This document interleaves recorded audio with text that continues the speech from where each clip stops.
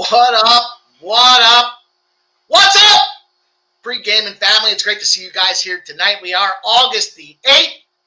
We're back in action. We're ready to attack these books. I hope you guys are doing well on our way to another summer weekend here. And had a nice night last night, a little grinder, fucking one more spot away from a big parlay hammer on that player prop. Hopefully you guys are playing those outright or at least putting them in parlays or same game parlays or something to do with that stuff out there. But man, I think that's like 3 in a row that we've fallen just one short. Hopefully tonight we can change the dynamic there. We got all kinds of fun things happening. We got the rollover. Leg number 2 cashed last night. We're rolling again for leg number 3. Got a nice plus money spot for you guys there. And we're going to get to work. We got a lot to do tonight. We're going to be joined by our guy, Miggin' Matt Daddy, coming in to give us his action out there. And you guys know the deal. I mean, look, at Thursdays, if you haven't been paying attention, the hitting props, we've been firing. I know every week I'm texting back and forth with C-Mac telling him I can't. There it is again. There it is again. There it is again. I hope we can do it again tonight, you guys. Going to be a ton of fun to get into tonight's action. You'll see it's a busy, busy card. We're adding some sports to the repertoire tonight. We've got the parlay action that I told you guys. Put that poll out there earlier today. Do you want a player prop parlay? Do you want a same game parlay? Or do you just want a winner? And it seems like everybody just wants a winner. So I made the decision for everybody here. I went to the player prop parlay tonight. We've got a 4-spotter. I think it's 18 to 1. I think it's 18 to 1 on the head. 4 legs, 2 RBIs, and two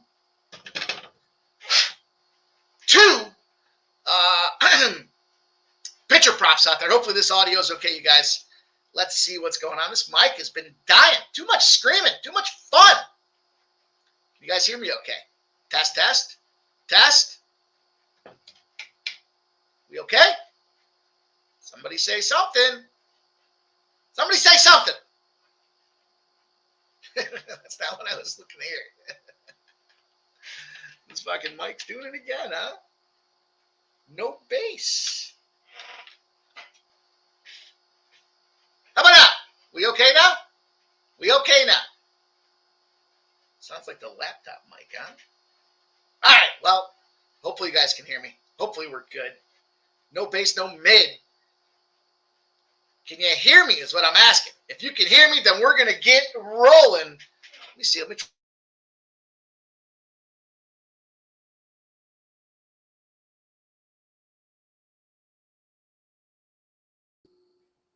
How about that? Does that fix the problem? Does that fix the problem?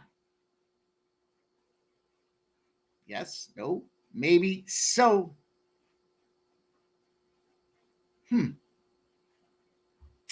I had to change cameras. So I had to change cameras because this one, for some reason, doesn't want to work.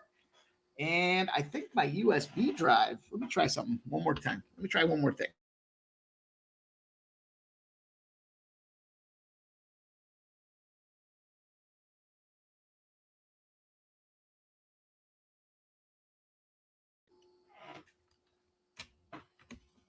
How about now? We're going anyways. As long as you guys can hear me, we are going anyways. We don't have time for bad technology. Come on. Way better? Way better? Good? All right. Thanks, Big Scott. You guys got to deal with it. You fucking guys are too prissy, too prim and too proper here. It's a one-man band. But tonight, as I mentioned, we bring in Miggin' Mac Daddy to get that cash for us. So as I was mentioning, we've got the parlay there, the player prop parlay we're going to get into. We've got the rollover challenge that we're going to get back into, a nice plus 105 spot to get that action. We started with $25. We turned it into $56. Then we turned it into $115.56. Tonight, we're going to try to turn it into a net $236. Keeping it rolling. I told you guys 7 legs. I want to get to $3K on 7 legs. So we're getting there, man. That one last night. Baltimore team total over cashed in the 4th inning for us. And let's look at what we have, you guys. We got the Angels and the Yankees, the O's and the J's, Tampa and St. Louis. You guys know the grandma's wearing your sister's panties play of the day. Starting to get some steam on that line out there. We'll talk about Philly, Arizona, Detroit, and Seattle. We're going to move to the League Cup. I got a nice little minus 120 spot. 2 MLS teams facing off at 7 p.m. Then we're going to get into some football. We've got NFL games in play. Early plays for me in the NFL. Both those start at 7 o'clock. And a CFL game. What are we now in the CFL? Is it 5-1 in our last 6? I'll have to look back. It's been smashing and cashing. I know that. So why not stay hot with it? We're going to reverse the line movement in tonight's action as well. So looking forward to the show, you guys. I hope you're ready. Get your pens and paper handy. We got a lot of plays to talk about tonight, and we got some big stakes on the line when it comes to these plays that are out there. So I want to cash this parlay tonight. Dropped it down to 4 legs. I was going to add a 5th to make it 30-1. And I said, you know what? Let's just go to 4. Maybe if 5's not cashing, we'll just drop it down to 4 and see if we can get that money. Make sure you guys hit that thumbs up button. You guys know the deal. Need you guys to help us grow, man. It's so important now more than ever. We're starting to bust through this algorithm, starting to get more looks, starting to get more nods, starting to get more people coming in.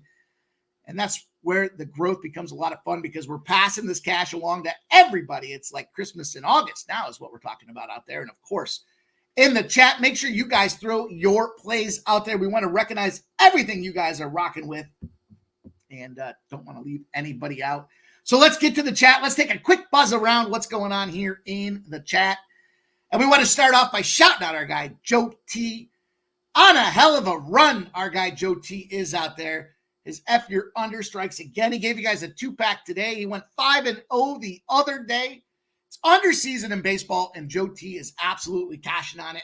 I'm going to talk to our guy later tonight because I want to make sure he understands the impact and importance of round robins with this kind of hot streak he's been on here. Shout out to Joe T, my guy, dude. Look at this guy here.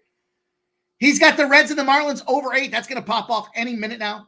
And then he's got the O's and the J's with an over 9 spot there. Big deal. O's and J's over 9 today as well for our guy.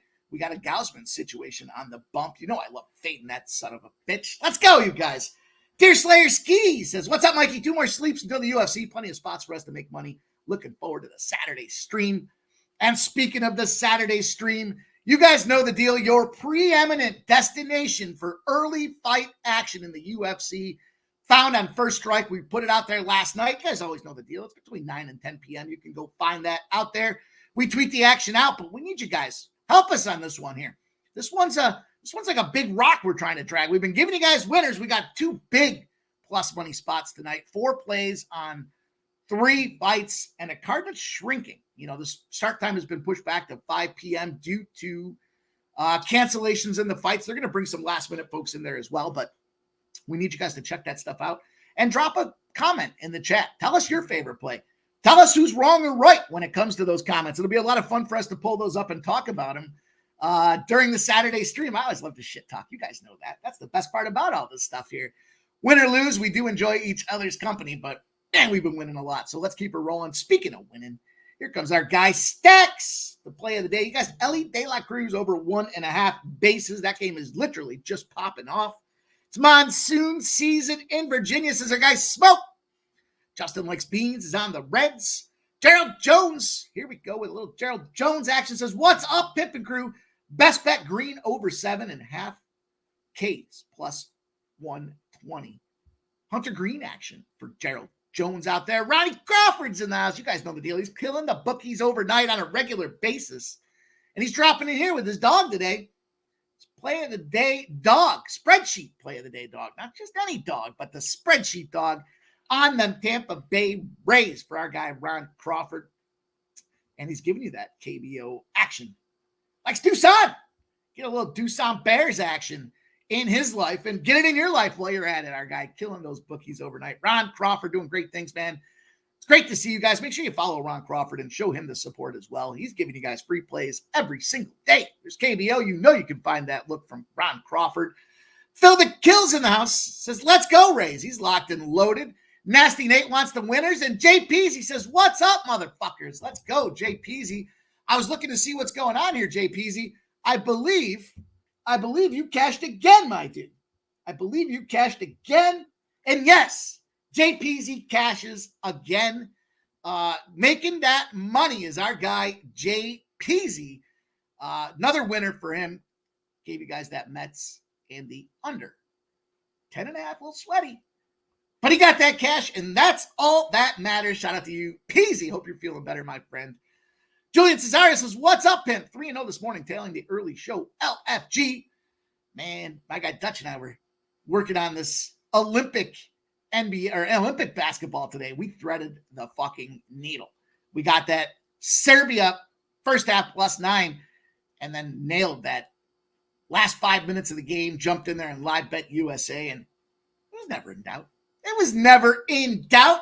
Trisha M says, hey, all fam, AOD's in the house. The winner's circle's giving you guys Pats Lions money line parlay for our guy Winner's Circle.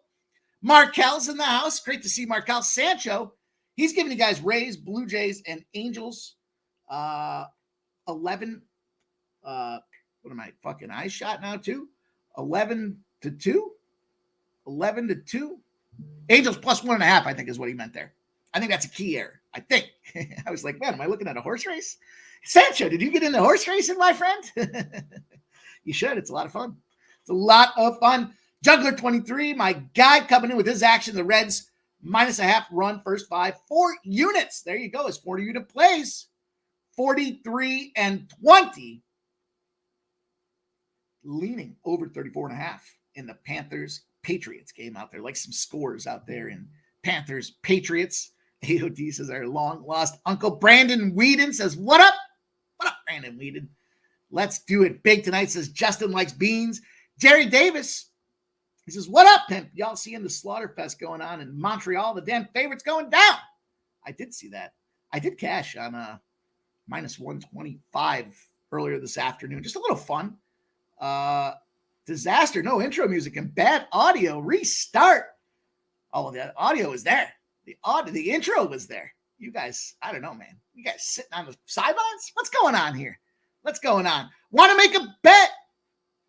In the house. Want to make a bet? Fuck yeah, we want to make a bet. So Juggler 23 at the exact same place for the past 2 months. Cap and the GOAT. There you go. Juggler 23's been firing, man. You guys know the deal out there. This whole crew's been firing. Voodoo Ranger likes woo to get the win at +125. Dustin says, hey, Mike. Futon Bets likes a little Trey Turner. Sup, buddy? He says, let's get this cash. You guys talking about my shitty mic? I don't think it's the mic. I think it's the and look, there's already a run in this Reds game. It was probably Ellie De La Cruz, right? I think it's my USB connection on the side. I think it's on the old short circuit, you guys. We will get through it. Nasty Nate says, for the last couple of weeks, your cam has been dull and Mike has been distant. Well, we're going to make through it. We're going to make through it. We will absolutely do that. Let's get to work here, you guys. Let's get into it. We got our guy, Miggity Mac Daddy, getting ready to get back there on stage. And we're going to get into it here. So let's do just that. It's going to be a lot of fun tonight. I see you guys, Hunter Green, K Props, lots of love for them. Big Scott says, plays, I'm on today. He's got the Lions first half money line. The Orioles first 5 team total over 2.5. +120. Yep. Phillies money line and whatever the rollover challenge plays is. Absolutely. You guys want to have some fun with that. I want to get that one, man. Let's go. Peter Grassi is in the house. Says he likes the Yankees, Angels over and the Yankees as a parlay. And Big Scott says parlay 3, the first strike plays for a nice 13-1 spot there from first strike parlay action out there. Love it. Love to see it. You guys know, play them individually, play them as a parlay. Let's get hot, baby. Vitalis. You have a best bet for Saturday. We putting the 5-1 to the test again.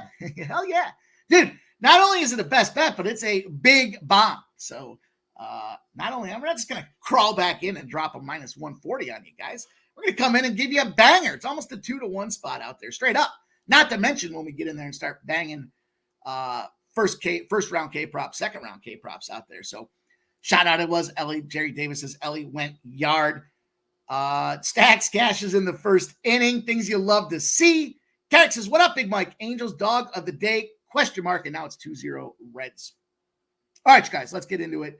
We'll bring our guy on here momentarily. Let's start off here. I want to give you guys this parlay that we're looking at here.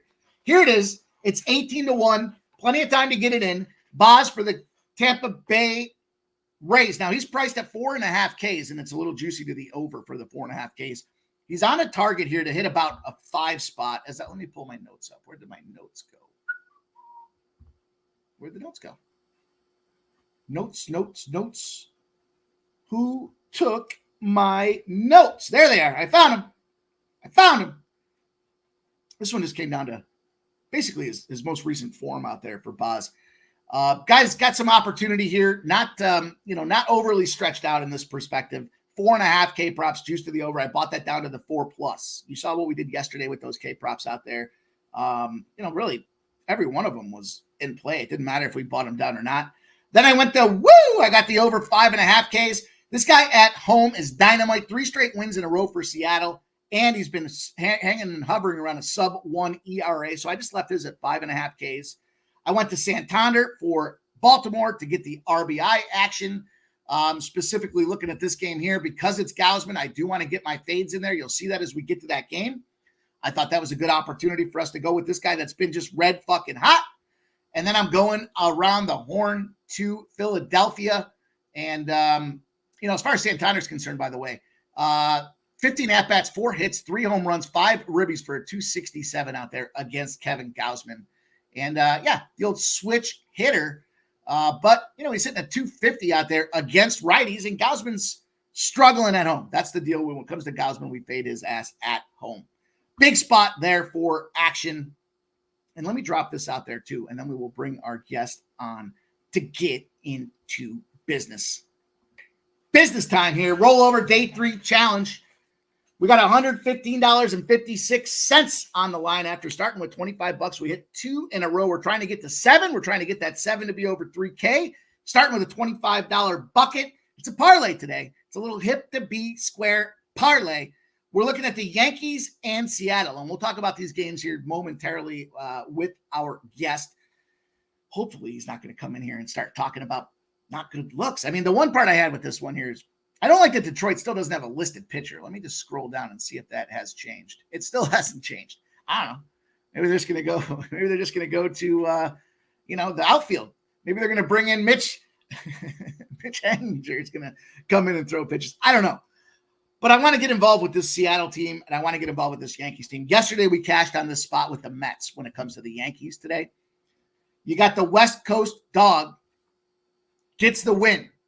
Now, that was the second game of the doubleheader, so you play that fade the one or play the one and fade the other. I don't know how you play that with the Angel. I didn't play the second game of that series. But when the West Coast dog wins, there's still a dog in that following game. It goes back to the same well. They are now 0-16 straight up. They're losing by almost 3.7 runs per game. We saw, it's got to be in the same series. That's the criteria. West Coast versus East Coast. East Coast essentially in a bounce back spot. It's got to be in the same series. 3.6 is the runs per game that they're winning those spots by. We saw yesterday, was that final of that Mets game? 5-2? I think it was 5-2. Never in doubt. Never in doubt. Yankees are going to be the first leg of this thing. And, the second leg, as I mentioned, this one comes down to Brian Woo. We're going to look at this guy out there playing at home, playing his finest when it comes down to it. I don't like the inconsistency with the bats, but I suspect a bounce back spot. And I don't know why Detroit's not lining up a pitcher in this spot here, but a big trend for you guys to consider in this one as well. Dogs longer than a plus 160 off a win. Their opponent's starter gave up less than 7 runs the previous day, are 9-24 on the run line if they were a dog. 9-24 on the run line. Losing the run line by 1.7 runs per game. That means it's about a 3.2 margin of victory out there for the money line. And we slap those two together, it becomes a plus 105. That's how we're going to start this action off, you guys. Firing it out there quick for you guys, trying to make it happen because I know we want to get our guy ready to go. I saw him there, but I know he's got some things happening. JP's, he says, pimp, going back to Huey Lewis. It's hip to be square, baby. Today, it better be hip to be square. And I got a couple different books that I look at for these things too. When this one book gives a worse line, it's damn good action. So that being said, let me get some adjustment here on set. We're going to bring our next guy in, get him ready. Welcome in our Thursday guest, Golfing Gold. He gave you guys his looks for this action this week. Fired off a big Olympic tournament. And he's back on Thursday, ready to attack. It's Miggity Mac.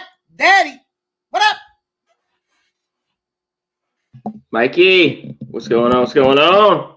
Well, apparently, Yeah, the golf's fucked up. You know, a lot of rain. I know. I jumped in there this late last night. I followed that little Steam report, and I took a little action on Davis Thompson. I liked him. Top 20 was like plus 250, and then I sprinkled on his first round leader as well. And I thought, well, it starts at like 6. I'll get up, I'll have a cup of coffee, and then I should be able to see if I can get this cash, maybe follow it home. And it's fucking delayed. Yeah, you didn't see the hurricane that was going through, or tropical storm. It's raining like crazy. It's a little wind and rain. Put the rain jackets on, boys. I need that cash. Yeah, well, they can't even play. You know, it's not even starting until tomorrow. So that's why I waited on the first round leaders. David, he was a cut for me at the very end, but I kind of was looking at the first round. Novak, maybe even Perez. I kind of cut him. You know, he cashed for us in France. What did he get? 4th. He just missed the medal. So I think, you know, how does he play coming from playing over there in his country and then flying over? I think he's fine. And his golf game is excellent right now, and he shot 63 on Sunday. So we will see tomorrow. So round 1 tomorrow. But it's been a good day. I heard you in the beginning here, Mikey. Yeah, I had Serbia plus 16, and I jumped on USA Live, a little over 2-1. So I'm happy. It's a good start to the day. It was. I didn't expect. I didn't expect the beating to be so dynamic early in that game. I kind of was hoping by the third quarter we would have caught a better number. It was minus 4.5, so they won by 4 points. Then I thought to myself, if I just let it ride out, let me reevaluate it halfway through the third quarter and see where we're at. Still wasn't where I wanted. Well, they were getting beat down, in the third. I mean, they're still down by 13 to start. Yeah, to start that fourth quarter, it was not looking good, but not good. And I pulled the trigger. I caught a little plus money on it, but I still didn't catch the best. The best of the number literally was 45 seconds later. I was going back and forth with Dutch. I was like, man, if I just fucking waited a couple more minutes, I'd have been in even more plus money heaven. But we got some action to do tonight. We got some battles to get into tonight, C-Mac. So I hope you're ready. CFL, we've been red hot in the CFL. We're going to talk some CFL.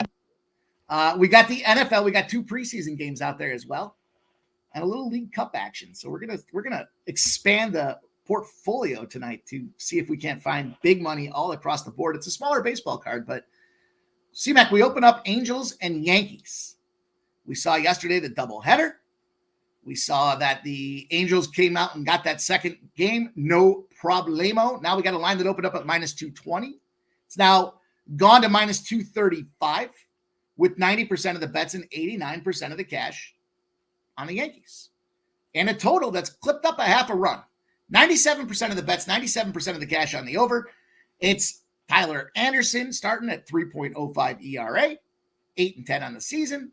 And Nasty Nestor, you're going to be starting out there with that 4.17 ERA, just 5-9 on the season, C-Mac. I don't know if he's just slouching, if he's just not happy with where he's at, but it's a big number for these guys here. And I wanted to kind of open up and jump it on this Yankee spot, but I want to hear your breakdown. Now, I've got the money line tied into our rollover challenge. So hopefully you've been tailing our rollover challenge, but I won't put you on the spot. I do want to get your thoughts here on this. Shut the fuck up. Why do you slide something so stupid like that in there?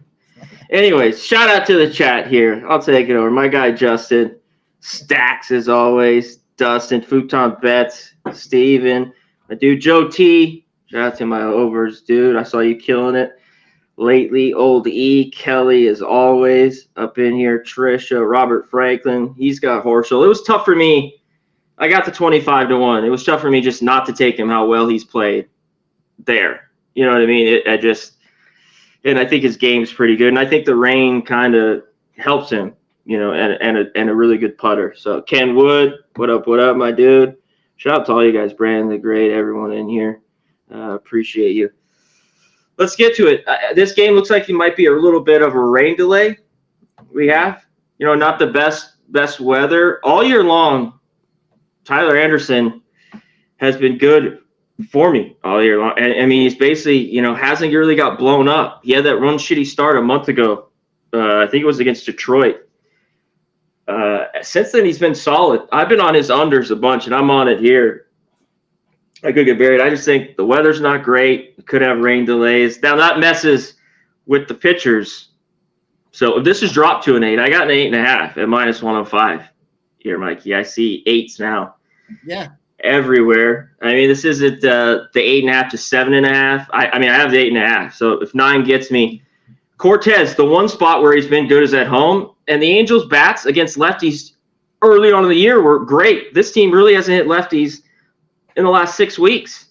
I mean, they went through a real dry spell a month ago where they couldn't hit anything. Well, I would be all over them early on. So at 9, I think Cortez can pitch well. Anderson, so I'm on the full game under here, 8.5. And, the Angels' bullpen's a problem. I thought about going the first 5, of course, with these 2 pitchers, and I don't mind it at the 4.5. But Yankees' pen's good, but that's what I'm on. I'm on the under here.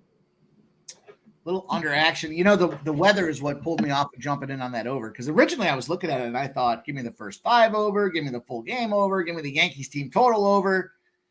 And then I just kind of looked back at it and I thought, well, last game. Yankees, they haven't hit lefties. Right. Well, I mean, their power numbers are okay, but all year long, they've kind of been middle of the pack there. The slugging's decent, like I was talking about, some of the power numbers, but I don't know.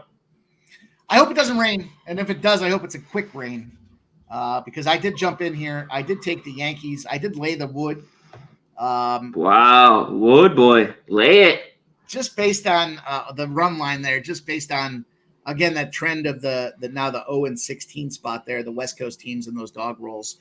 I got it at minus 110. I thought that was a reasonable number. I see it's crept up now. There's some 115s and 118s out there as well. An alternate way I thought about playing this one, and ultimately the rain delay stopped me from getting really jacked up about going first 5s and full games. But I looked at the Yankees to win the first 5, the Yankees to win the full game. First 5 opportunity for them Yanks there. It's minus 125. It's a little more juice than I would like to be laying to try to really have to split the thread like that. So I thought, maybe another spot I looked at was the Yankees to win and the over 4.5. It's still minus 105. So kind of all signs point to the Yankees as long as this game goes. But I can get down with that under. And I see now, kind of one of those big telltale signs. If you look at that game parlays on DraftKings, the Yankees in the total has now moved down to 7.5. So it is continuing to creep down. I like that under. I could see that under potentially just trying to get through this game to dodge around the weather, and they don't really give a shit strategically, right? Cool. Yeah, I don't know what Cortez is a little bit of a wild card, but at home he's been solid. This Angels lineup. Yeah, I don't know if they do much, but we'll see. We shall see. Yeah, Dave, I wore it just for you. I wore the screen just for you. You know it. You just were coming here to give it because I got my green on, baby. It's the color of Irish. Money.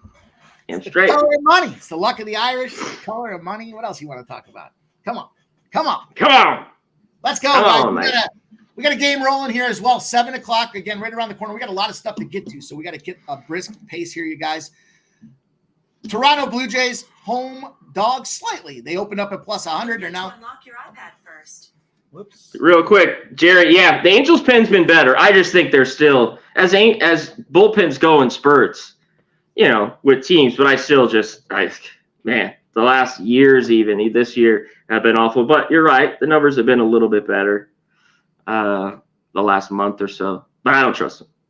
But I need him today. I went full game here, so yeah, I need him to keep going.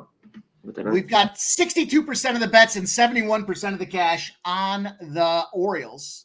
Slight line dip from minus 118 to minus 110. Total on the clip, though, it's gone from 8.5s to 9s. 97% of the bets, 97% of the cash. Gausman and Kremer.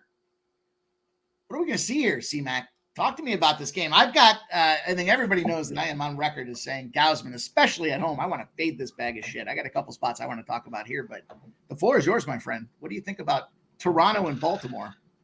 AL East the bag of shit is always nice, Mikey. He's talking regular bag of shit, steaming hot bag of shit. At home, it's a steaming hot bag, especially. It's almost like that bag that's been left, it's outside in the sun for a couple days before. Yeah. Yeah. It's, you're a sick man. But let's get to this one.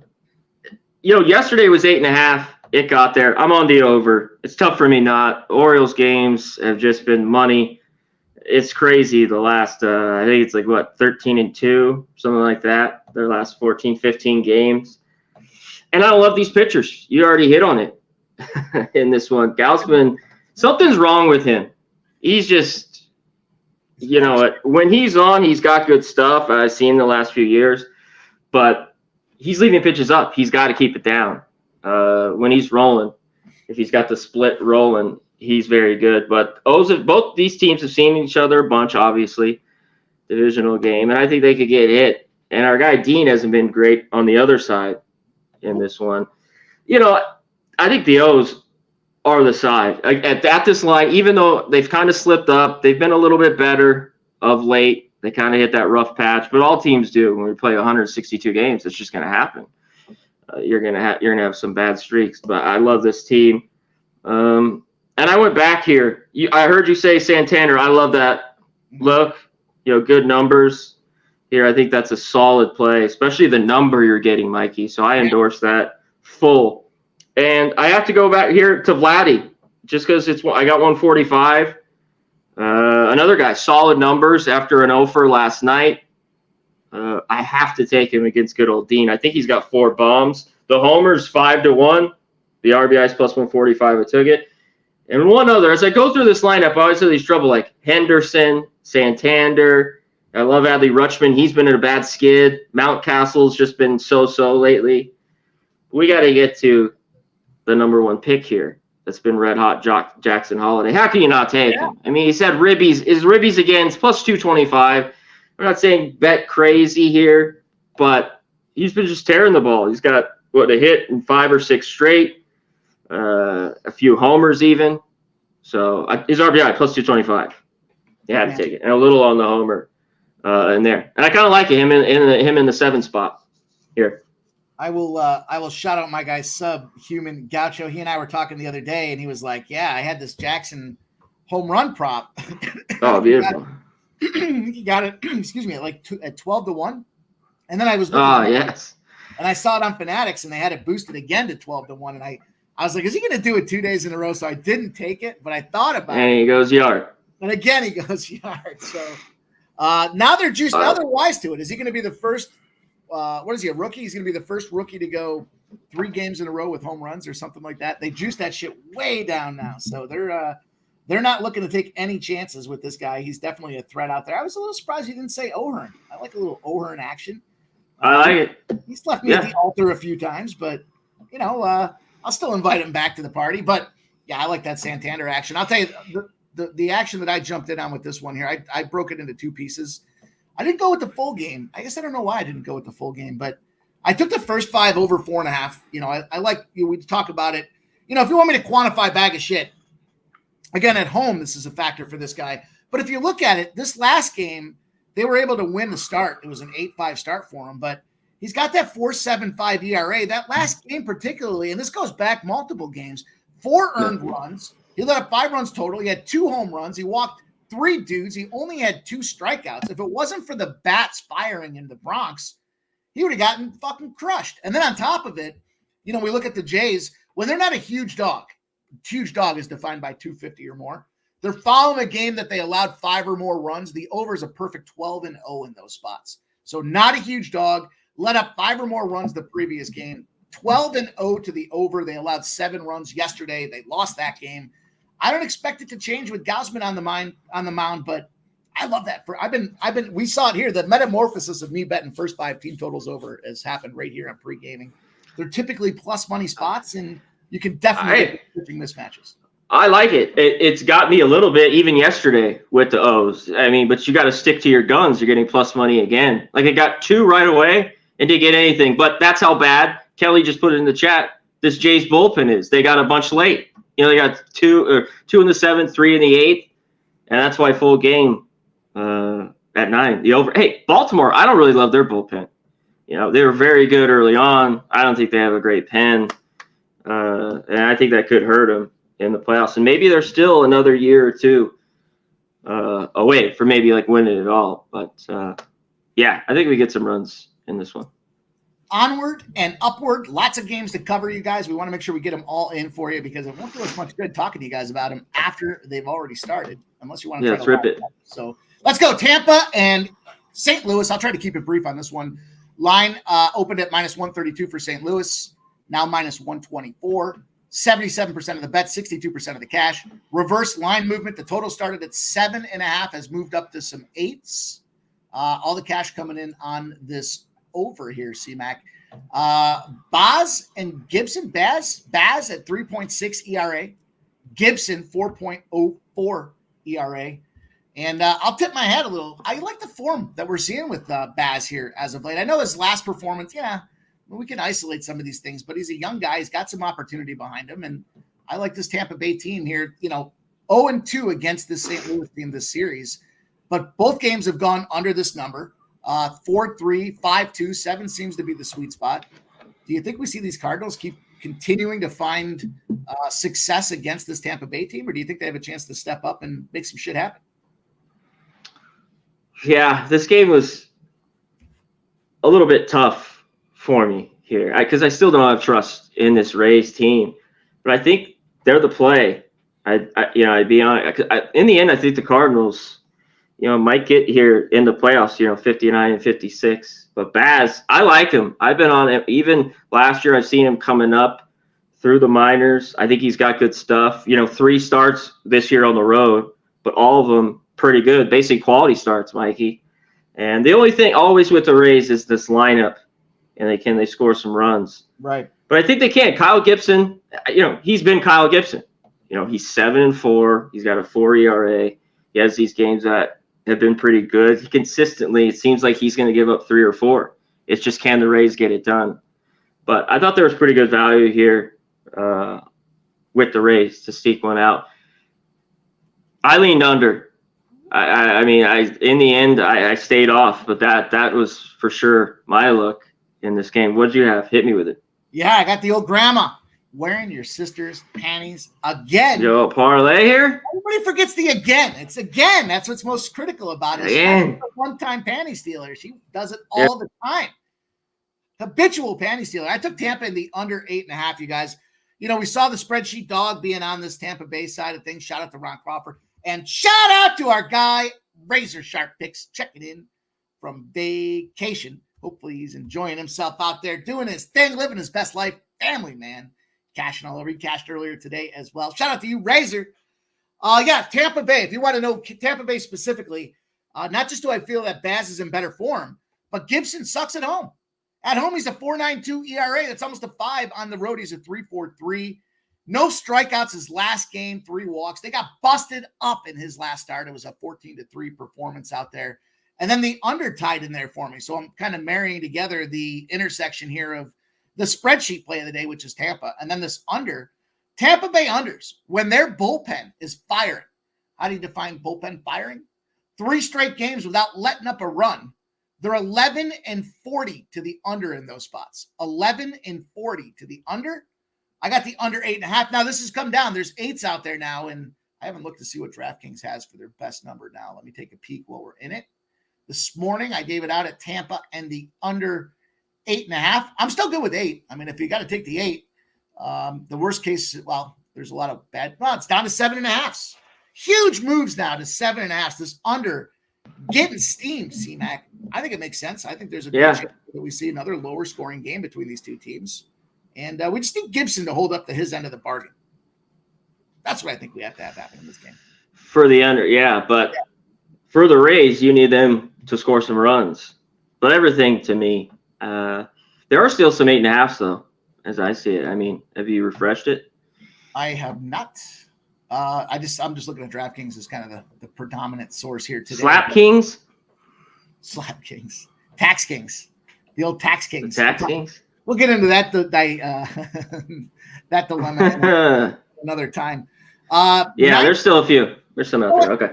I'm gonna make a change here. I'm gonna make a quick change here for you guys because I don't want you guys to miss this action. Intercup or League Cup play here between 2 MLS teams, Inter Miami and Toronto. And you see those records out there. These are League Cup specific records.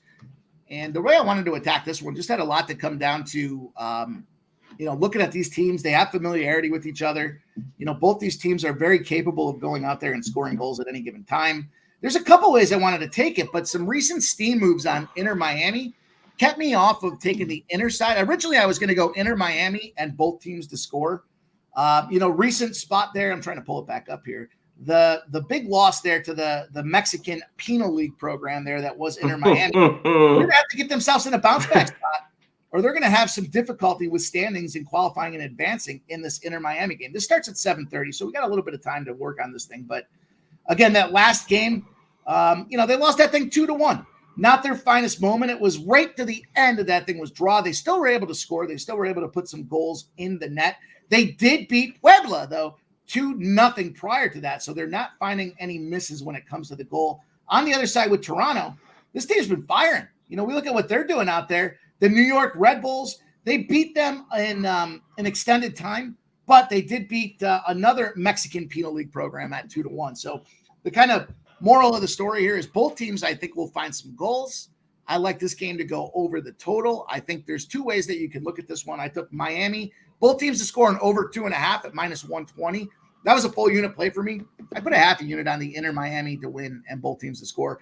To me, the reason that they need to win this game is because of that bounce back spot there in the standings. I know it's early. They're only 2 games deep, but they're running out of time to go out there and find that W. So what pulled me back from going full unit on both of these is there's been some line movement specifically against the Inter Miami side of things here. Albeit now, you know what? Now it's popped back up. It's back up to -160 on the money line. So scratch that. I'm going to go back and I'm going to put that full unit on both of these spots. So I'm going to double dip this one. I'm going to take both teams to score in the over 2.5.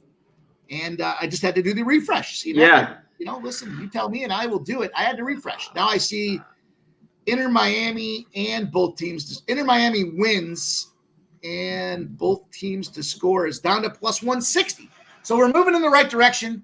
I'm going to jump in on both of these. These are both going to be a full unit play for me. Only League Cup action I'll have. Any League Cup from you, C-Mac? No, but that's what, looking at this a little bit, I even did this morning, would be the over, or you were just getting to it, both teams to score. Anyway, so you got my thumbs up, and you know more of this than I do, and the guys in the chat. The seal of approval, thumbs up on taking some goals in this one. Of course, Joe T likes the over in that spot there. Fernando Mendoza, our soccer guru, says he likes the inner. Check. Let's go. We'll take a spot on both of those then. That's a 7:30 start. We're just going to kind of bounce around the board here because of timing, because of the technical difficulties I had on the onset, C-Mac. 7 p.m. Thursday night NFL games here. All sports in action tonight. We're just NHL short of having ourselves a really complete day here, but we'll get there in time. In the meantime, what do we got here with this NFL spot? Tricky, right? These are going to be their first preseason games. I should have fired off last week and gone 1-0 with that Chicago Bears spot, but now we see a ton of movement. The Patriots have moved from -1.5 to 6. We got 55% of the bets and 76% of the cash on the Patriots. This line coming down a little bit, despite the fact that 81% of the bets and 65% of the cash are on the over. And I think the big story for me with this one, C-Mac, doesn't sound like Carolina is going to be bringing their A game to the table here. It sounds like they're going to be sitting everybody. Looking at it, Bryce Young should be sitting out there. Their draft pick, Xavier Legette, should be sitting out there. Jonathan Brooks going to be held out there as well. Andy Dalton not playing. He's got himself another injury. This Andy Dalton fucking guy, he's got more lives than a cat. And that leaves us with, the Jake Plummer. Good old Jake Plummer starting out there in a Carolina team that's in flux, C-Mac. Did you get a chance to dig into this game at all? Yeah, you know me with this. I need this to you with preseason NFL.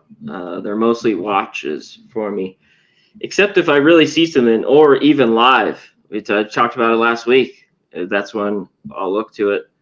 Low total. I talk about some of these. I think we'll see points, but I really don't want the over in these. But I think there'll be some of these preseasons, of course, where you want to take it. I don't know now here. I know Carolina's everything, but almost a touchdown here. Seems like too much. New England. just seems like too many points to be laying a whole bopper on these guys to figure 6.5. With a bunch of scrubs in on both sides, I mean, it's gone too far, I think, at 6.5. The 7 would be good. We'll get into some of the in the next few weeks and before football. We should talk about it, Mikey. Some of the rule changes a little bit. What's going to deal with the old spread line, with threes, like some of the, it's just going to be a little bit different where you wanted that with the mixed extra point, the kickoff, it's longer. Of course, now it's been like that for a few years now, but just a few things I think where the old number used to be huge to have the 7 or the 3. But yeah, if I had to here, Carolina. Let me just say. Yeah. I stayed away from the full game here. I've been tacking a lot of these preseason games by just trying to pick on where I think the mismatches. The thing for me is the watch. Yeah, the mismatch and that's where you'll find, and you can pick spots to win. It's tough for me. You really got to be into it to want to find what, who's motivated, third string, throughout the game. That's why I think sometimes live is the best way to go about it. Especially if you look at that last week with the Bears. Now, granted, it got voided, but they were getting busted up in that first half. It was the second half that they were able to start to come back and make some noise. But, I look at Carolina with this Jake Plummer situation, and, Jake Plummer's not on his 50th NFL team because he's good, right? I mean, let's just simplify it and talk about that. The guy's a borderline scrub. Now, the coach is talking him up because what's he going to do? He's a newer coach in the program. They're going to go out there and try to figure out a way to get these wins. But you got a guy that's rolling out there with second and third stringers. He's got scrubs around him. You got a scrub playing with scrubs around him and a new coaching system and platform. On the other side of things, I looked at the Patriots and I thought, they're going deep in their bullpen tonight here, if you will. Active QBs expected to play Jacoby Brissett, Drake May, Joe Milton, and Bailey Zappi. Probably each of them are going to get rolling out there. I expect this one here with their new coaching system in play, but a guy that's been raised from within the organization. This huge line movement, I don't want to be involved in the full game. I looked at it and said, I think that there's just more talent on the starting squad that should be projected to start for the Patriots. And this line's moved to -1.5 at -105. It opened up at a half, so there's been a full point that's moved in this side of things. I just expect them to win the first quarter. I don't give a shit what happens in the rest of the game. Just give me the early action. Give me this first quarter. Give me the -1.5. And it's a -105 spot. So I figure I'll take the shot, see if I can't, take advantage of what is that second and third stringers in Carolina.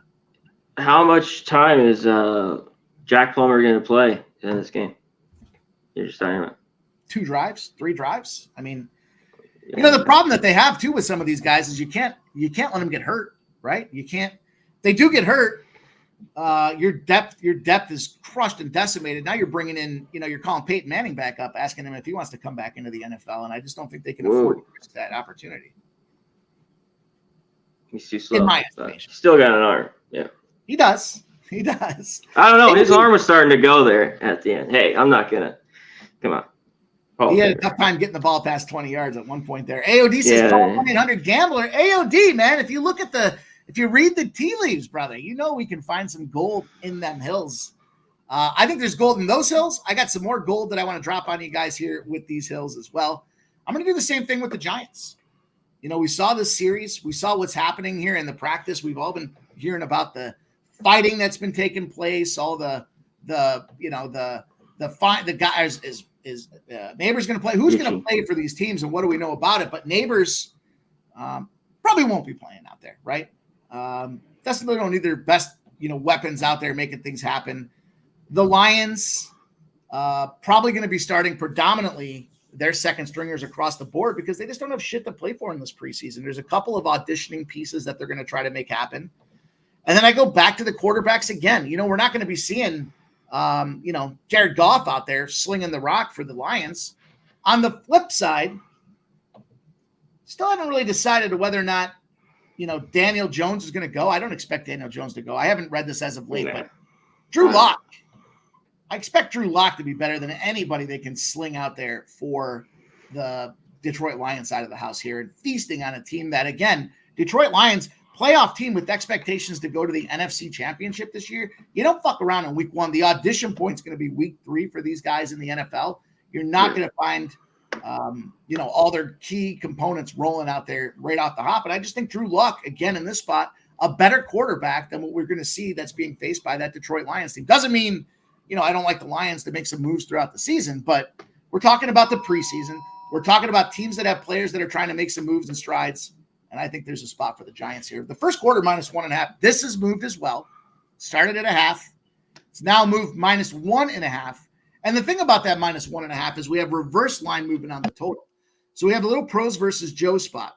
64% of the bets on the Lions, 72% of the cash on the Giants.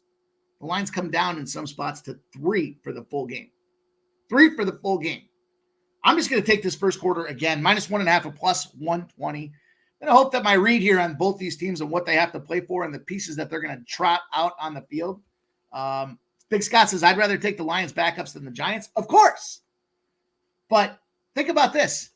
The second stringers that are jockeying around for positions in that Giants, bench positions, probably still better than the third stringers that are trying for a special teams position on that Detroit Lions team. And that's why I think we can crack this thing open in that first quarter and try to take advantage of it. So that'll be how I get after that one. I think I got one more spot for us here. Early action. So we want to make sure we get him in. I do. Let's put the CFL record back on the line. I know we've been running hot on the show. And we're just getting down to it, right? What time does this game pop off? Well, this one goes at 7:30. So we have a little more time on this side of things, C-Mac. I don't know, what do I got to do to get you to buy in on a little Ottawa -2.5? I like some 2.5 in this spot. There's been some big line movement against this Ottawa team, though. They opened up at 4.5s. Now down to 2.5s. Really? Crazy.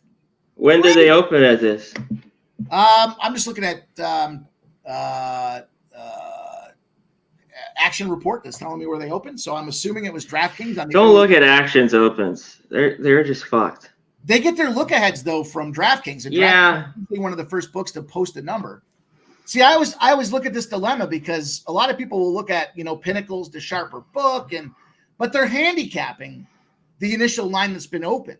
So I want the first line on the street. I don't want somebody to handicap the handicap, and then but Actions just obviously they're just dead wrong, especially like in the baseball numbers. It seems like they're just throwing one out. That's all I'm saying. Could be in this one. I don't have a ton. Yeah, I don't want to be on this because I just don't know enough. You're Mr. Better here in this.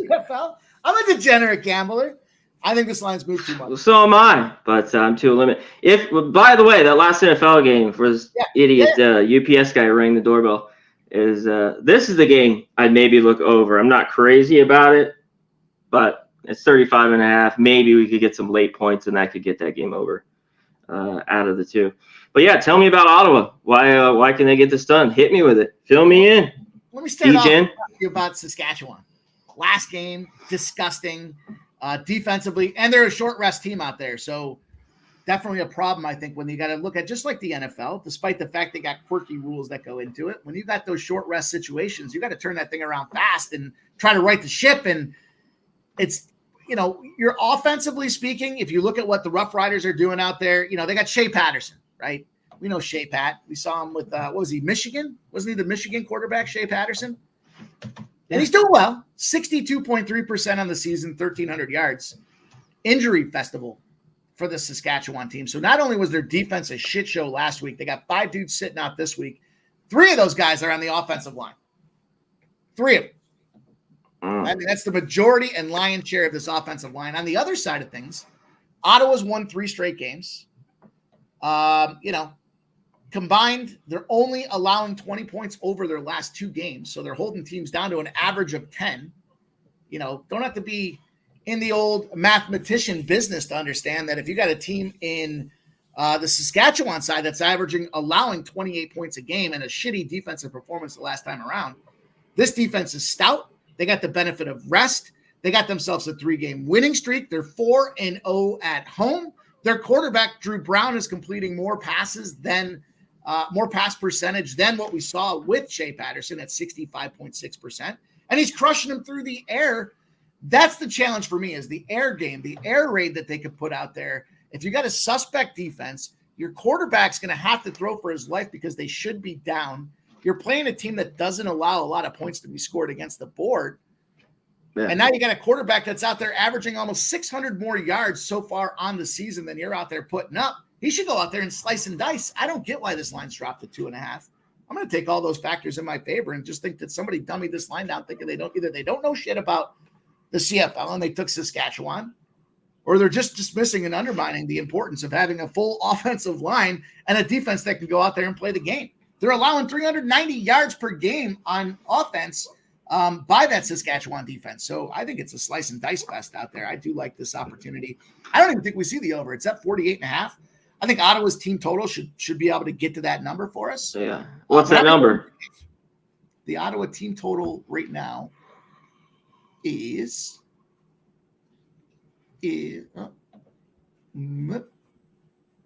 good question. I don't have it in front of me right here. I don't have. Oh, here we go. 25.5. 25.5 points, and it's juiced to the over, minus 120. Saskatchewan on the other side, 23.5, is juiced to the under. Lots of ways I wanted to look at this one as far as just I think this is a great spot for Ottawa. I got them anchored into, 4 parlays tonight. So I took the late minus. I'm a late buyer. So late is great. Yeah. We got minus 2.5 versus those 3.5 and 4.5 that opened up early on the onset there. Do I make it in case? I don't know. If you want to lay the 2.5, I guess, then the 25.5. From everything I see, Ottawa is the better team at home and the better defense, right? They're undefeated at home. They've been good against the number. Saskatchewan's been all right. They have a bad defense. And they're the over team, in this one. And they haven't played, this year at all. But there's been some points in this matchup. I think the number's sharp, the total here, at 48.5. At least the total in this one. I like it. I like to play, Mikey. See if we can't get there and make it happen, right? I like it.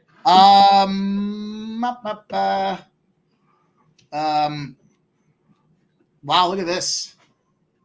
Giants first quarter has moved back to minus 0.5 at plus 114. Somebody in the chat was commenting. Who was it there in the chat that was commenting on it? Said, I don't see these quarters.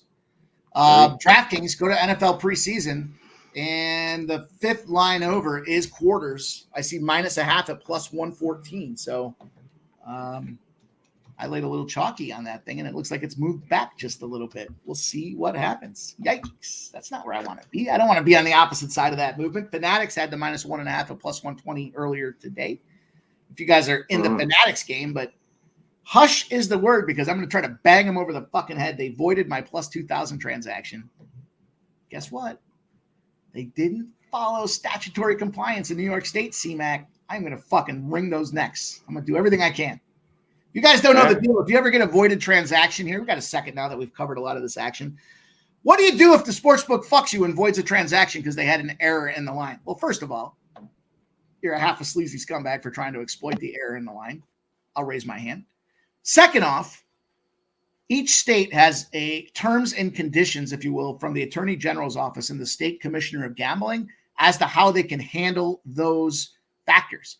Bet365 just got the hammer dropped on them because they erroneously voided transactions based on not getting prior approval. This New York State or New Jersey said you have to get prior approval before you can just arbitrarily void a transaction, even though it's written in their rules that if there's a wrong line, they have the right, they reserve the right to void transactions. They still need to get New Jersey's approval before they do that. And that goes for every book in New Jersey. So New Jersey, they did not do that. They had to go back out there, and I think it was a couple $1 million that they had to pay by an error in the line. New York State's got a set of rules. If they don't pay it out within 48 hours, they have to notify you in writing why this thing is being on hold and being reviewed. Then they have 10 business days to go out there and provide you with written documentation as to why the transaction has been voided. If those two things don't happen, you got yourself an opportunity. And I suggest if you guys ever do get voided in those transactions or you feel like there's been some wishy-washy nonsense that's taken place, go check out your state gambling. Read all your shit. Exactly. Not just the terms and conditions in the sports books, but there's certain now, if it was a plus 110 and they voided my transaction, that's fine. But the big deal is if I lost that transaction, were they going to void it? You think, CMAC, or were they going to tell me to fuck myself and count it as a loss? Probably fuck myself and count it as a loss. So if they didn't do it in advance, after a certain number of days, they don't have the ability to do that without providing. There's steps they have to take to make it happen. So Dustin says Lou got paid. I think, Blake. I don't know. I hope he did. I know I saw some. All books are different. States are different. States. Yeah. He was in PA and I'm in New York, and he has fanatics and he's got paid, and they voided my transaction. So, moral of the story, guys, do some research. Depending on the situations. I'm not a big arbitrage guy. I don't know if you fell into the arbitrage game, C-Mac, but I'm gonna tell you this: if you start arbitraging on the same book, or you start going even between multiple books these guys all trade information about sharp bettors. So if you go into DraftKings and you find a line that's good on one side and it's good on the other side, and you want to try to catch that middle and just sit back and make a couple dollars, you're going to eventually get banned from that book for doing that kind of stuff. So you have to go like an offshore and a legal book to be able to do arbitrage betting the way it makes. I've never found there to be. I mean, you got to dump your fucking mortgage. Yeah, they have a lot of money. Yeah, these guys have a lot of cash.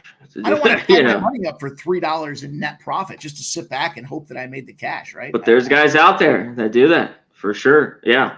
Oh yeah. So moral of the story, you guys, do some research. Don't just sit back and take it. There's things that we can do. I've been evaluating this with this DraftKings tax that's coming out to try to find opportunities for us to protest. And I mentioned that the other day on the show that we do have to get loud and speak up about that stuff. But at the end of the day, is it worth trying to exploit a book that's got an error in their line?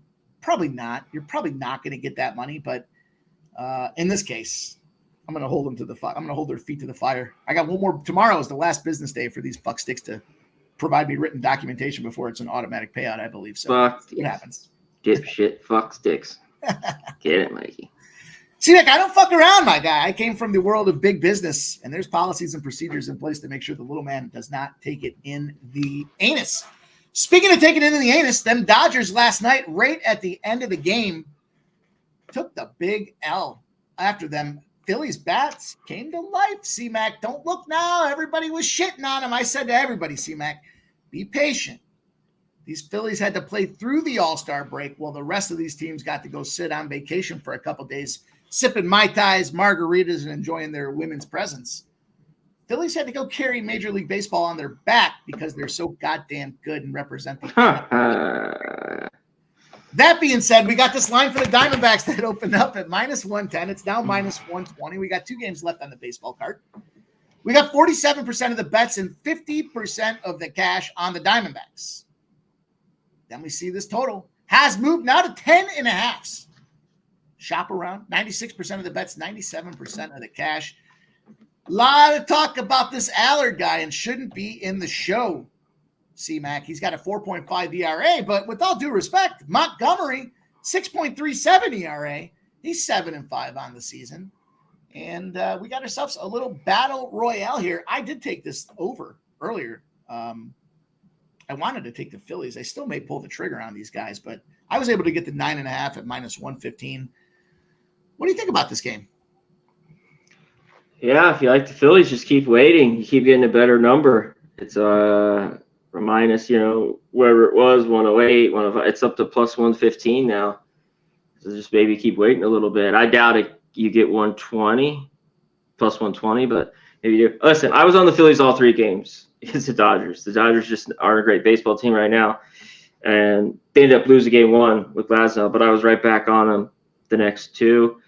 It's kind of that big game series against the Dodgers, but the bats woke up there late. And the D-backs, what do they get after a doubleheader yesterday? It was in Cleveland, but they come back home after 2 games. Both these teams hit lefties.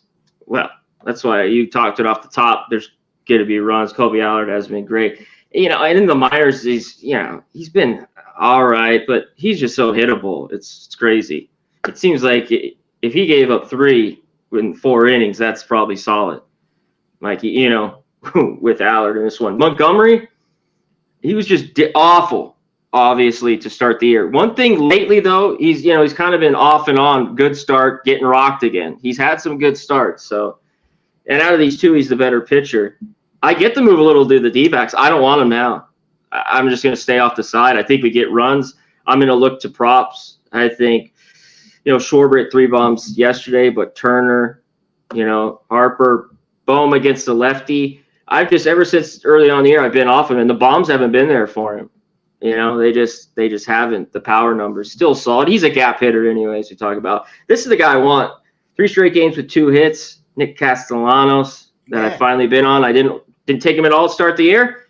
He's struggling. All of a sudden, it's creeping up his average. This is a guy that rips lefties. This year's, you know, it's gonna move up near 300. 2 years ago at 295. Last year it was 330. He's done it his whole career. And against righties, he's a 250 hitter, and it shows. You know, that's why it just is. So, and his RBI, I wish was higher. It's plus 140. And a little bit, I'm going to put a little on his homer. About a fourth unit, it's plus 500. Give me some Nick Castellanos against the lefty in Montgomery. You know, we talked about the Orioles. This is a lineup where you could pick a few. Right. You know what I mean? Trey Turner, like, so sometimes it's stuff. Sosa's in there. That's who he rips his lefties. And he just had one the other day, a homer. So I sometimes look to him because you get a nice fat price. So I get that. And on the flip side, how can you not? Ketel Marte, crazy lately. Gurriel was the look for me. And Josh Bell. And this guy all of a sudden, you know, started hitting the baseball. He's been awful. Those are the 2 guys I'd look to. So I pulled the trigger, though, on Castellanos. I talked about the ribbies in the early one. I'm on that. And I just didn't know how I wanted to move on. And I love Marte against the lefty, too. I think he's got better power. He just, you know, for a switch hitter like him and Ramirez, I think their pop is from the right side. They just don't see as many lefties as righties. But so Marte, Gurriel, Bell are my looks. And the numbers show you're getting, you know, just like 140 for the ribbies. And they're over 1.5, so like minus 105 in that range. Might here below. But that's what I have there.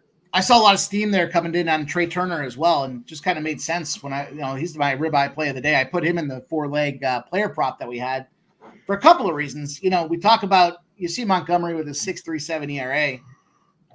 You know, lefties are feasting when it comes to Montgomery right now. Especially, you know, you look at kind of the key lefties in Harper and Schwarber. Harper needs to get his shit together. Definitely a guy that's been bug up my ass. But then you look at the righties. And, you know, as bad as Montgomery is against lefties, I don't know about bad, but he's not great. But he's at 330 against righties. So the reason I was looking at Turner for the RBI is because he's kind of wedged there in between these lefties. But I thought Schwarber, if Schwarber doesn't go yard and he gets himself like a double, puts himself in scoring position, then we bring in Trey Turner, you know, 99 at-bats against lefties this season, 31 hits, 5 home runs, 11 RBIs for a 313. Second on the team. I mean, you look at the top of this order for these guys, 340, 313, 301. And I wanted to attack this over. Specifically, you look at the Diamondbacks. 7 of their last 10 games have gone over. We talked about mediocrity reigning. Now, I'm a big proponent. Lefty versus lefty pitchers on the mounds. They tend to find their way to the under. But as bad as Allard is, he's still a 1.67 against lefties on the season. So righties are where he's vulnerable. They did stack up quite a bit of righties in this, you know, lineup, if you will. There's only one true lefty out there. That's Jake McCarthy. But when I was looking at the overall total on this game here, how about this one?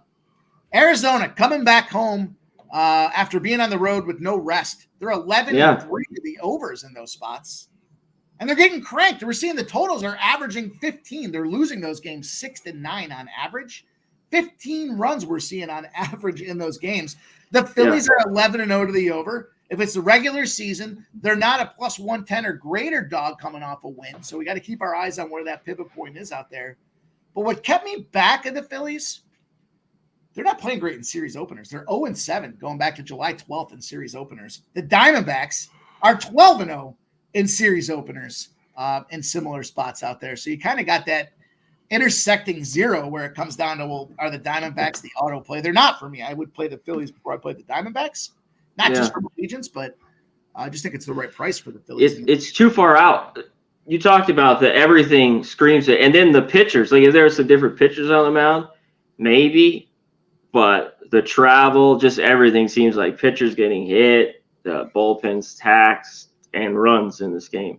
And because if there was maybe some good stars, you could look to the bats being a little bit sluggish, you know, and cold, but I don't know. Not with these two pitchers. I don't know how there's not some runs here.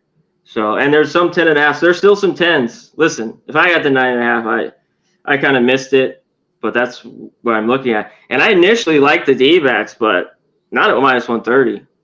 I just go to their team total. What is that? Maybe it's I was just a price that's similar. I was just looking that up. I was looking at the first 5 team totals earlier today, but the prices were, the Phillies' first 5 team total over 2.5 is even money. The Diamondbacks over 2.5 is minus 120. And then as far as the team totals are concerned, 4.5 for the Diamondbacks is 150. So this thing's got to be set. Let me just double check where it's at. So there you go. Yeah, I see 135 and some D-backs. So I'd go first 5. The 2.5 minus 115. The Phillies 2.5 minus 135. Like I talked about, if they don't get minus 3 off hours, where the hell you see it? 135. Arizona Diamondbacks team total 4.5 minus 135. I'm sorry, you had. I see what you're saying. I thought you had. I must have heard him flip. I thought you said. Oh no! I thought you said Arizona first and then Philly second. My bad. I was looking. I was like, man, it's 100. The only reason I was asking is when I was talking with Dutch earlier today, he was telling me about some of the lines he was getting, and they were just shitty numbers. And I was like, man, those are bad numbers. Like we took the Mets first 5 in full game. It was plus 125 for me. I think it was minus 120 for him, and I was like, man, that's a big swing for. Oh yeah. A double dip like that. But anyways, I digress. That was Willie Hill, I guess. Yeah, that's Willie Hill. Good old William and his Hill. C-Mac. Last game on the card. Last game. Get everybody rolling out of here. We had a lot of games to cover tonight, so we appreciate everybody hanging in there, being patient with us, dealing with my mic. Does my mic sound better now, at least? Somebody was telling me it sounded like I was distant and echoey. I think it's my USB drive has stopped working, so we'll see what I'm going to do about that. You're good now. It's fine now. Once we get rolling, once the rock starts rolling, get out of the way. And I don't know what we're going to make about this game here with this Seattle and Detroit spot. Minus 205 hasn't moved. It's 85% of the bet, 78% of the cash on Seattle. The line's moved up from 7 to 7.5 with all the. Okay, here we go. We got somebody named now, Hannafy. Hannafy's going to start for Detroit. I mean, tell me it's a bullpen game without telling me it's a bullpen game, C-Mac. Yeah. It's a bullpen game. I got Woo. I took his K-props as a straight-up play. I got it at plus 110 earlier today at over 5.5. Because there was no listed, that was really the only spot I could get down with other than parlaying those two together. I mentioned in the onset of the show, a nice little fade spot for Detroit. It's a 9-24 fade spot on the run line. Try to get that juice down a little bit, maybe a -1, but I don't really want to get too much more invested in this game. I'm going to fuck around with that Phillies game. I think there's a lot of fun to be had, as you talked about, with the hitting props and the overs and just a lot of different ways to get in that and play with it. In this game here, it's already tied. It's the second leg of the rollover. So at this point, I got Woo. I got him at plus 110 on his over 5.5 Ks. And I see our guy down there, Voodoo Ranger. He's saying Woo to get the win is plus 110. It's probably the best way to play it. Probably the best way to play that. Man, there's one thing. That's the way to play it like that, because I wouldn't want to lay even the run line. I look to Woo if he has a good start, because there's no fucking way I'd lay 200 with this Mariners baseball team and that fucking lineup. No way. No way. No how. Are you kidding me? I know it's handy. It's a bullpen game. There's thoughts of Maeda, maybe pitches, but to me, at this price, even with it, Steigers, just because Mariners don't do anything, until they consistently hit, hit in the clutch, move runners over, do all that, there's no way. I'd be on. I agree. Playing that at least.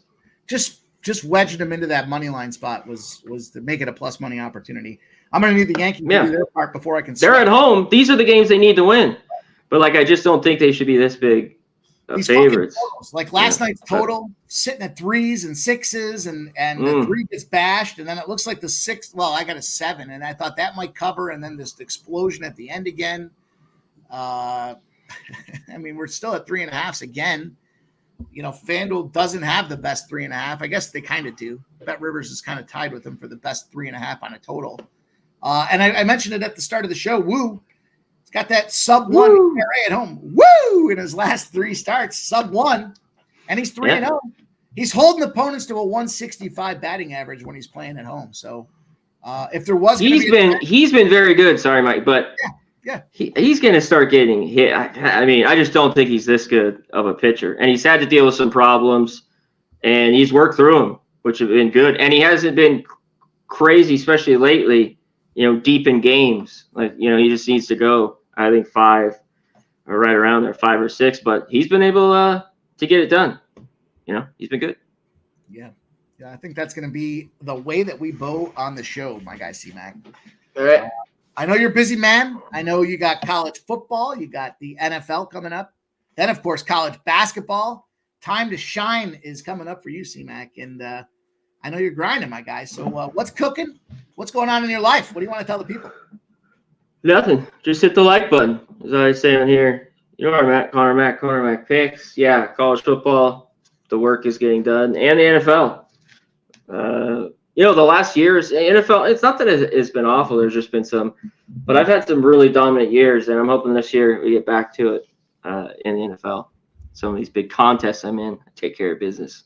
I'm looking forward to a big that I've year done before from the NFL this year. I feel good about this NFL season here. Not that I didn't feel good about it last year, but there's a lot of changes. No, me too. But yeah, there's just some changes. There's just a lot of young quarterbacks. These teams are a lot different. There's a lot of parity. There's not dominant teams as there used to be. It's just, I think it's kind of been changing here the last 3 or 4 years for a lot of like quarterbacks. We had the elite quarterbacks. There's not really those out there. Patrick Mahomes, there's a couple, but so interesting. So I love the NFL. Can't wait. Favorite time of year is right around the corner. We've been doing a great job though this summer making that cash and lots more to make, C-Mac. So I appreciate you as always, my guy, coming in, delivering the goods. We ground out. We only had a couple of days where there were 2 or 3 games, but the slate's starting to fill up here. We're starting to see quite a bit of action. Kelly Visa's Vladdy doubles. Respect to all you guys and girls out there in the chat, man. We appreciate you guys more than you know. We need you to hit that thumbs up button if you haven't done so already. Look we put the effort in. We give you guys all kinds of plays, all kinds of fun things to get involved with, all kinds of games that we are invested in. And we're sharing it with you guys from the kindness of our hearts. All we ask you to do is hit that thumbs up button. Show the goddamn support. Support my guy, Mickey the Mac Daddy over there on X. Check out what he's doing. Check his Dub Club out. Make sure you guys show the respect. Retweet his comments when he puts them out there. Check his golf action out that's popping off. Again, we got a first round delay that doesn't go again until tomorrow, but he's got a full slate for you guys to get paid on the links. Appreciate everybody, man. Hope you guys have a great night. Good luck with your bets. Have a fun evening. Thursday's connected to Friday. We're at the weekend, baby. Let's go get that money.